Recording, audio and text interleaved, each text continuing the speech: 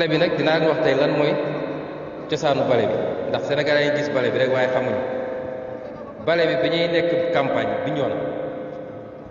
bi ñu paree meeting Bignona bi 1 heure du matin wala lu ko raw la benn góor gu màgget dañ ko jàpp sax womat ko mu ñëw ba sës ci oto bi maag président Diomaye sëgg di wax ak moom mu ne ma neel ma ko bale bi waa dëkk bu ñuy wax jéegul ñoo daje ñaanal ko wàcc seen kaamin def li ñuy def bu ñu paree jël bale bi jox ko ne ko boo duggee pale na nga jël bale bi bale pale ba mu set na nga jël bale bi bale Sénégal ba mu set na nga jël bale bi bale Afrique ba mu set loolu mooy cosaanu bale bi looloo tax président Diomaye fonk bale bi loolu nag mooy volet symbolique bi waaye bale googu ñu nekk dooraguñ ko sax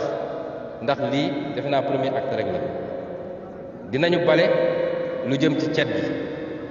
dinañu bale lu jëm ci lu ñuy gis ci ay kër ay yoon ay caniveau ak yu mel noonu waaye dinañu bale lu jëm ci nguur nañu bale ba mu set wicc ndax réew mit sénégalais yi dañoo xamul ni yàlla moo ñu sutural waaye ak ñaanu nit ñu baax waaye bu dul woon loolu 2023 bi ñu génn réew mi li daal réew yu bëree bëri mënoon na fi am te dara waralu ko lu dul ku ñu dénk ne ko dañ laa dénk pour nga sàmmonteeg réew mi sàmmonteeg askan wi doxal yoon nga def safaan moo xam président nga moo xam ministre nga moo xam magistrat nga moo xam moo tax boo bëggee nag bale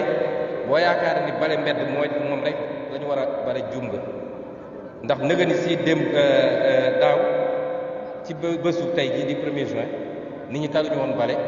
ak ji ay garab waaye ñi ngi doon ay lacrymogène ak ay pneu ak internet bu ñu coupé te dara waralu ko lu dul ñi ñu dénk ne leen jaara leen ko fii ñu ba ko fa nekk ci ay complot ak ay règlement de compte moo tax bale googu nag may dalal xelu sénégalais yépp lañ ca war a def nañ ko def mbir mi dina leer nañ ba ñu xam ku def ak lu mu def bu dee Ousmane Sonko def sénégalais yi dinañu xam bu dee keneen ak keneen def sénégalais yi dinañu xam waaye nag dafa am loo xam balaa nga koy def da ngay njëkk a bale ba mu set il faut nga bale justice ba mu set